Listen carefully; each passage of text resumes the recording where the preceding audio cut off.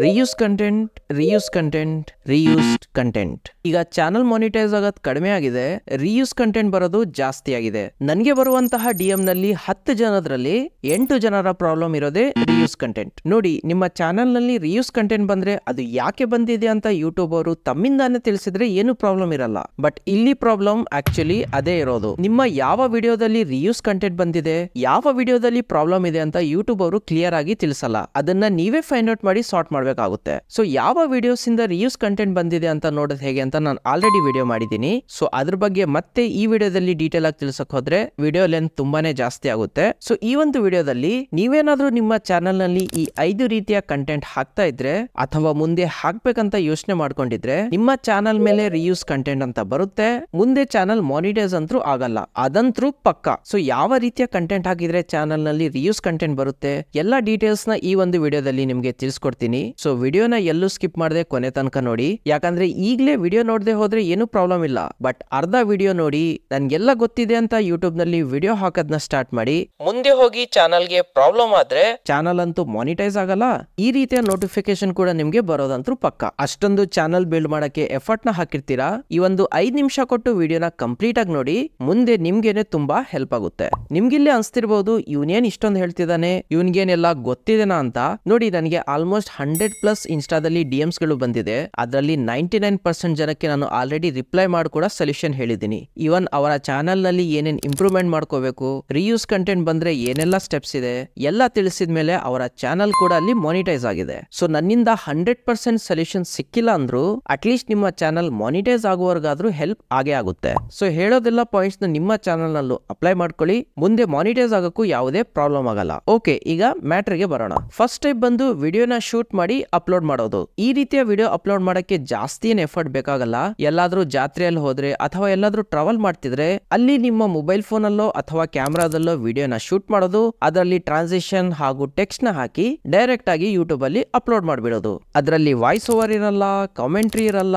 YouTube ಭಾಷೆಯಲ್ಲಿ ಹೇಳ್ಬೇಕಂದ್ರೆ ಅದರಲ್ಲಿ ಯಾವುದೇ ತರಹದ ವ್ಯಾಲ್ಯೂ ಆಡ್ ಆಗಿರಲ್ಲ. ಸೊ ಈ ರೀತಿಯ ಚಾನಲ್ಸ್ ಗಳಲ್ಲಿ ರೀಯೂಸ್ ಕಂಟೆಂಟ್ ಅಂತ ಬರೋದು ಪಕ್ಕ. ಸೆಕೆಂಡ್ ಟೈಪ್ ಬಂದು ವಿಡಿಯೋ ಏನಾದ್ರೂ ನಿಮ್ದು ವೈರಲ್ ಆಗಿಲ್ಲ ಅಂದ್ರೆ ಒಂದ್ ಅರ್ಧ ದಿನನೋ ಅಥವಾ ಒಂದಿನ ನೋಡಿ ಮತ್ತೆ ಆ ವಿಡಿಯೋನ ರೀ ಅಪ್ಲೋಡ್ ಮಾಡೋದು. ಇಲ್ಲಿ ಪ್ರಾಬ್ಲಮ್ ಏನಪ್ಪಾ ಅಂದ್ರೆ ನಿಮ್ಮ ಹಳೆ ವಿಡಿಯೋ ಅಂದ್ರೆ ಮೊದ್ಲಿಗೆ ಅಪ್ಲೋಡ್ ಮಾಡಿರ್ತಿರಲ್ಲ ಆ ವಿಡಿಯೋ ಕೂಡ ಚಾನಲ್ ಅಲ್ಲಿ ಹಾಗೇನೆ ಇರುತ್ತೆ, ಅದ್ರ ಮೇಲೆ ಮತ್ತೆ ಆ ವಿಡಿಯೋನ ರೀ ಅಪ್ಲೋಡ್ ಮಾಡ್ಬಿಡ್ತೀರಾ. ಸೊ ಇಲ್ಲೂ ಕೂಡ ನಿಮ್ಗೆ ರೀಯೂಸ್ ಕಂಟೆಂಟ್ ಅಂತ ಬರುತ್ತೆ, ಯಾಕಂದ್ರೆ ಒಂದೇ ಕಂಟೆಂಟ್ ನ ನೀವು ಮತ್ತೆ ಅಪ್ಲೋಡ್ ಮಾಡಿದೀರಾ, ಹಿಂದಿನ ವಿಡಿಯೋ ಡಿಲೀಟ್ ಮಾಡಿದೆ. ಇಲ್ಲಿ ಒಂದು ನಿಮ್ಗೆ ಅಡ್ವೈಸ್ ನ ಕೊಡ್ತೀನಿ, ನೀವು ಯಾವುದೇ ವಿಡಿಯೋ ಅಪ್ಲೋಡ್ ಮಾಡಿದ್ಮೇಲೆ ಸ್ವಲ್ಪ ಪೇಷನ್ಸ್ ಇರ್ಲಿ. ನೀವು ವಿಡಿಯೋ ಹಾಕಿದ ತಕ್ಷಣ ಆ ವಿಡಿಯೋ ವೈರಲ್ ಆಗೋದು ತುಂಬಾನೇ ಕಡಿಮೆ. ನಿಮ್ಗೆ ಯೂಟ್ಯೂಬ್ ಅಲ್ಲಿ ತುಂಬಾನೇ ವಿಡಿಯೋಸ್ ಸಿಗುತ್ತೆ, ಈ ರೀತಿಯ ಹ್ಯಾಶ್ ಟ್ಯಾಗ್ ಹಾಕಿದ್ರೆ, ಈ ರೀತಿಯ ಟೈಟಲ್ ಹಾಕಿದ್ರೆ ನಿಮ್ಮ ವಿಡಿಯೋ ಪಕ್ಕ ವೈರಲ್ ಆಗುತ್ತೆ ಅಂತ. ಬಟ್ ಹ್ಯಾಶ್ ಟ್ಯಾಗ್ ಟೈಟಲ್ ಜೊತೆಗೆ ನಿಮ್ಮ ವಿಡಿಯೋದಲ್ಲಿ ಏನ್ ಕಂಟೆಂಟ್ ಇರುತ್ತಲ್ಲ ಅದು ಇಂಪಾರ್ಟೆಂಟ್. ನಿಮ್ಗೆ ಇಲ್ಲಿ ನನ್ನದೇ ಆದಂತಹ ಒಂದು ಎಕ್ಸಾಂಪಲ್ ನ ಕೊಡ್ತೀನಿ ನೋಡಿ. ನನ್ನ ಈ ಒಂದು ವಿಡಿಯೋನ ನಾನು ಅಪ್ಲೋಡ್ ಮಾಡಿದಾಗ 24 hours ನಲ್ಲಿ ನನಗೆ ಬಂದಿರುವಂತಹ ವ್ಯೂಸ್ ಎಷ್ಟು, ಬರೀ 87 ಅಷ್ಟೇನೆ. ಸೊ ನಾನಿಲ್ಲಿ ಒಂದಿನ ಆದ್ರೂ ಕೂಡ 100 ವ್ಯೂಸ್ ಬಂದಿಲ್ಲ. ವಿಡಿಯೋ ಡಿಲೀಟ್ ಮಾಡಿ ಮತ್ತೆ ಅಪ್ಲೋಡ್ ಮಾಡೋಣ ಅಂತ ಮಾಡ್ಬೋದಿತ್ತು, ಬಟ್ ನನ್ಗೇನಂದ್ರೆ ನನ್ನ ಕಂಟೆಂಟ್ ಮೇಲೆ ನಂಬಿಕೆ ಇತ್ತು, ಇವತ್ತಿಲ್ಲ ನಾಳೆ ಈ ವಿಡಿಯೋ ಪಕ್ಕ ಓಡುತ್ತೆ ಅಂತ. ಸೊ ಈಗ ಅದೇ ವಿಡಿಯೋನ ಸಿನ್ಸ್ ಪಬ್ಲಿಷ್ಡ್ ಅಂದ್ರೆ ಇಲ್ಲಿವರೆಗೂ ಎಷ್ಟು ವ್ಯೂಸ್ ಬಂದಿದೆ ಅಂತ ನೋಡಿದ್ರೆ ಸುಮಾರು 67,000 ವ್ಯೂಸ್ ಇದೆ. ಇವನ್ ಇಲ್ಲಿ ನೀವು ಗ್ರಾಫ್ ಅಲ್ಲೂ ಕೂಡ ನೋಡಬಹುದು, ಮೊದಲಿಗೆ ಈ ಒಂದು ವಿಡಿಯೋ ಅಷ್ಟೊಂದು ನಡೀಲಿಲ್ಲ, ಸಡನ್ ಆಗಿ ವ್ಯೂಸ್ ಬರಕ್ಕೆ ಸ್ಟಾರ್ಟ್ ಆಯ್ತು. ಸೊ ಅದಕ್ಕೇನೆ ನೀವು ಏನ್ ವಿಡಿಯೋಸ್ ಹಾಕ್ತಿರಲ್ಲ ಅದು 1 ದಿನದಲ್ಲಿ 2 ದಿನದಲ್ಲಿನೇ ವೈರಲ್ ಆಗುತ್ತೆ ಅಂತ ತಿಳ್ಕೊಬೇಡಿ. ಒಂದೊಂದ್ಸತಿ ವೈರಲ್ ಆಗುತ್ತೆ, ಒಂದೊಂದ್ಸತಿ ಸ್ವಲ್ಪ ದಿನ ಆದ್ಮೇಲೆ ತಾನೇ ವೈರಲ್ ಆಗುತ್ತೆ. ಆ ವಿಡಿಯೋ ಏನಿದೆ ಲಾಂಗ್ ಟರ್ಮ್ ಅಲ್ಲಿ ನಿಮ್ಗೆ ವ್ಯೂಸ್ ನ ತಂದು ಕೊಡುತ್ತೆ. ಇವನ್ ನನ್ಗೆ ಈ ಒಂದು ವಿಡಿಯೋಗೆ ಡೈಲಿ ವ್ಯೂಸ್ ಕೂಡ ಬರ್ತಾ ಇದೆ. ಜಾಸ್ತಿ ಮೋಟಿವೇಶನ್ ತರ ಹೇಳ್ಬಿಟ್ಟೆ ಅನ್ಸುತ್ತೆ.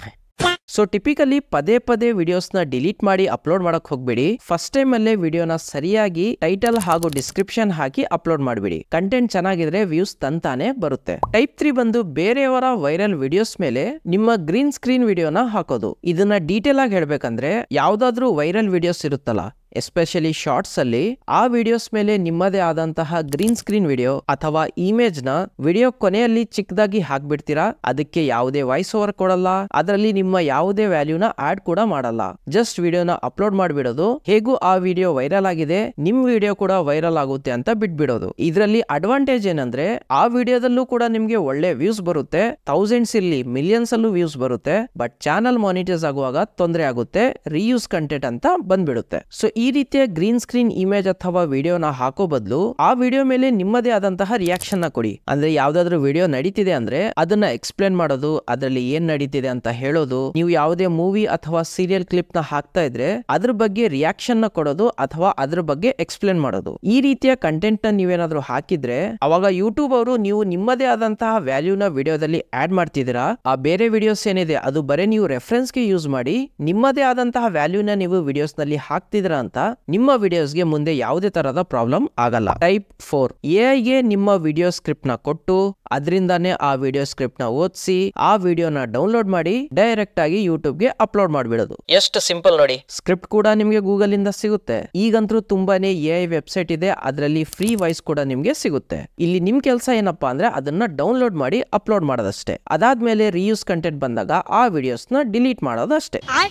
ಅದಕ್ಕೆ ಹೇಳೋದು, ನಿಮ್ಮ ಸ್ಕ್ರಿಪ್ಟ್ ಏನ್ ರೆಡಿ ಇರುತ್ತಲ್ಲ ಅದನ್ನ ನೀವೇ ಓದಿ ಹೇಳಿ. ಫೇಸ್ ತೋರ್ಸಕ್ ಆಗಿಲ್ಲ ಅಂದ್ರೆ ವಾಯ್ಸ್ ಓವರ್ ಚಾನಲ್ ಕೂಡ ನಡೆಯುತ್ತೆ, ಬಟ್ ಅದಕ್ಕೆ ಮೇನ್ ಇಂಪಾರ್ಟೆಂಟ್ ನಿಮ್ಮ ವಾಯ್ಸ್ ಇರಬೇಕು. ಅದ್ರ ಜೊತೆಗೆ ಬರೀ ಇಮೇಜಸ್ ನ ಅಥವಾ ಟೆಕ್ಸ್ಟ್ ನ ಹಾಕೋ ಬದಲು ಸ್ಟಾಕ್ ವಿಡಿಯೋಸ್ ನ ಯೂಸ್ ಮಾಡಿ. ಸ್ಟಾಕ್ ವಿಡಿಯೋಸ್ ಅಂದ್ರೆ ಗೊತ್ತು ತಾನೆ? ಓಕೆ, ಸ್ಟಾಕ್ ವಿಡಿಯೋಸ್ ಅಂದ್ರೆ ನಿಮ್ಗೆ ಫ್ರೀ ಆಗಿ ಕಾಪಿರೈಟ್ ಇಲ್ಲದೆ ವಿಡಿಯೋಸ್ ಸಿಗುತ್ತೆ. ಅದನ್ನ ನೀವು ನಿಮ್ಮ ವಿಡಿಯೋಸ್ ಅಲ್ಲಿ ಯೂಸ್ ಮಾಡಿದ್ರೆ ನಿಮ್ಗೆ ಮುಂದೆ ಹೋಗಿ ಯಾವುದೇ ತರದ ಕಾಪಿರೈಟ್ ಕ್ಲೇಮ್ ಬರಲ್ಲ, ಇವನ್ ಕಾಪಿರೈಟ್ ಸ್ಟ್ರೈಕ್ ಕೂಡ ಬರಲ್ಲ. ಬಟ್ ವಿಡಿಯೋಸ್ ಏನಿದೆ ಕಾಪಿರೈಟ್ ಫ್ರೀ ಇರಬೇಕು ಅಷ್ಟೇ. ಅದಕ್ಕೆ ಬೇಕಂದ್ರೆ ನೀವು ಪಿಕ್ಸೆಲ್ಸ್ ಹಾಗೂ ಪಿಕ್ಸಾಬೆ ಈ ಎರಡು ವೆಬ್ಸೈಟ್ ನ ಯೂಸ್ ಮಾಡಬಹುದು. ಸೊ ಲಾಸ್ಟ್ ಸ್ಟೆಪ್ ಹೇಳೋ ಮುಂಚೆ ನಿಮ್ಗೆ ಇಲ್ಲಿವರೆಗೂ ವಿಡಿಯೋ ಎಲ್ಲಾದ್ರೂ ಹೆಲ್ಪ್ಫುಲ್ ಅನ್ಸಿದ್ರೆ ವಿಡಿಯೋನ ಲೈಕ್ ಮಾಡಿ.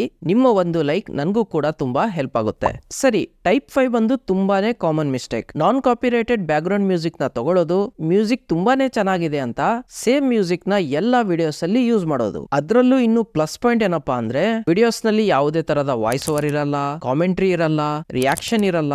ಅದೆಲ್ಲ ಬಿಡಿ, ಇವನ್ ಸ್ಟಾಕ್ ವಿಡಿಯೋಸ್ ಕೂಡ ಯೂಸ್ ಮಾಡಿರಲ್ಲ. ಬರೀ ಮೋಟಿವೇಶನ್ ಕೋಟ್ಸ್ ನ ಇಮೇಜ್ ಹಾಕೋದು, ಇಲ್ಲಪ್ಪಾ ಅಂದ್ರೆ ಕೋಟ್ಸ್ ನ ಆ ಮೂವಿ ಎಂಡ್ ಆದ್ಮೇಲೆ ಹೇಗೆ ಕ್ರೆಡಿಟ್ ಸೀನ್ಸ್ ಬರುತ್ತಲ್ಲ, ಡೈರೆಕ್ಟರ್ ಯಾರು, ಪ್ರೊಡ್ಯೂಸರ್ ಯಾರು ಅಂತ ಆ ರೀತಿ ಟೆಕ್ಸ್ಟ್ ನ ರೋಲ್ ಔಟ್ ಮಾಡೋದು.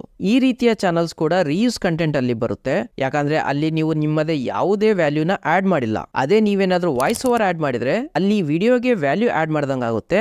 ನಿಮ್ಗೆ ಅಲ್ಲಿ ರೀಯೂಸ್ ಕಂಟೆಂಟ್ ಪ್ರಾಬ್ಲಮ್ ಬರಲ್ಲ. ಇಲ್ಲಿವರೆಗೂ ವಿಡಿಯೋನ ನೋಡ್ತಿದ್ರ ಅಂದ್ರೆ ಇಲ್ಲಿ ಒಂದು ಬೋನಸ್ ಪಾಯಿಂಟ್ ನ ನಿಮ್ಗೆ ತಿಳಿಸ್ತೀನಿ. ಅದೇನಪ್ಪಾ ಅಂದ್ರೆ ಸೀರಿಯಲ್ ಅಥವಾ ಮೂವೀಸ್ ನ ಕ್ಲಿಪ್ ನ ಡೌನ್ಲೋಡ್ ಮಾಡಿ ಅದನ್ನೆಲ್ಲ ಕ್ಲಿಪ್ಸ್ ನ ಎಡಿಟ್ ಮಾಡಿ ಒಂದೇ ವಿಡಿಯೋ ಮಾಡಿ ಅಪ್ಲೋಡ್ ಮಾಡಿಬಿಡೋದು. ಅದೇನಾದ್ರೂ ಕಾಮಿಡಿ ವಿಡಿಯೋ ಅಥವಾ ಪ್ರಾಂಕ್ಸ್ ವಿಡಿಯೋ ಇದ್ರೆ ನಿಮ್ಗೆ ಒಳ್ಳೆ ವ್ಯೂಸ್ ಬರುತ್ತೆ. ಅದೇ ರೀತಿ ರೀಯೂಸ್ ಕಂಟೆಂಟ್ ಅಂತ ಕೂಡ ಬರುತ್ತೆ. ಯಾಕಂದ್ರೆ ಮೊದಲನೇ ಮಾತು, ಆ ವಿಡಿಯೋಸ್ ನಿಮ್ಮ ಒರಿಜಿನಲ್ ವಿಡಿಯೋ ಅಂತೂ ಇರಲ್ಲ, ಬೇರೆ ವಿಡಿಯೋಸ್ ನ ನೀವು ಡೌನ್ಲೋಡ್ ಮಾಡಿ ಅಪ್ಲೋಡ್ ಮಾಡಿರ್ತೀರಾ ಅದಕ್ಕೆ. ಸೊ ಇಲ್ಲಿವರೆಗೂ ಹೇಳಿದಂತಹ ಎಲ್ಲಾ ಪಾಯಿಂಟ್ಸ್ ಗೆ ಒಂದೇ ಸೊಲ್ಯೂಷನ್, ನಿಮ್ಮ ವಿಡಿಯೋಸ್ ಅಲ್ಲಿ ನಿಮ್ಮದೇ ಆದಂತಹ ವ್ಯಾಲ್ಯೂನ ಆಡ್ ಮಾಡಿ. ಅದು ವಾಯ್ಸ್ ಓವರ್ ಮುಖಾಂತರ ಇರ್ಲಿ ಅಥವಾ ಈ ರೀತಿಯ ವಿಡಿಯೋಸ್ ಮಾಡಿ ಕೂಡ ಇರ್ಲಿ, ಬಟ್ ನಿಮ್ಮ ಕಂಟೆಂಟ್ ಅಲ್ಲಿ ವ್ಯಾಲ್ಯೂ ಆಡ್ ಇರಬೇಕು. ವ್ಯಾಲ್ಯೂ ಆಡ್ ಇದ್ರೆ ನಿಮ್ಮ ಚಾನಲ್ ಗೆ ಯಾವುದೇ ರೀತಿಯ ರೀಯೂಸ್ ಕಂಟೆಂಟ್ ಪ್ರಾಬ್ಲಮ್ ಬರಲ್ಲ. ಮುಂದೆ ಚಾನಲ್ ಮಾನಿಟೈಸ್ ಆಗೋಕ್ಕೂ ಏನು ತೊಂದರೆ ಆಗಲ್ಲ. ಐ ಹೋಪ್ ಈ ವಿಡಿಯೋದಿಂದ ನಿಮ್ಮ ಡೌಟ್ ಸ್ವಲ್ಪ ಆದ್ರೂ ಕ್ಲಿಯರ್ ಆಗಿರಬಹುದು. ಇನ್ನು ತುಂಬಾನೇ ಟಾಪಿಕ್ಸ್ ಇವೆ, ಒಂದಾದ್ಮೇಲೆ ಒಂದು ನಿಮ್ಗೆ ವಿಡಿಯೋಸ್ ಬರ್ತಾ ಇರುತ್ತೆ. ಬಟ್ ಕಂಡೀಷನ್ ಏನಪ್ಪಾ ಅಂದ್ರೆ ಚಾನಲ್ ನ ಸಬ್ಸ್ಕ್ರೈಬ್ ಮಾಡ್ಕೊಳ್ಳಿ, ಯಾವುದೇ ವಿಡಿಯೋನ ಮಿಸ್ ಮಾಡ್ಕೋಬೇಡಿ. ಮುಂದೆ ನಿಮ್ಮ ಚಾನಲ್ ಗ್ರೋ ಆಗಕ್ಕೆ ಅಥವಾ ಚಾನಲ್ ನಲ್ಲಿ ಏನ್ ಪ್ರಾಬ್ಲಮ್ ಇದೆ ಅಂತ ತಿಳ್ಕೊಳಕ್ಕೆ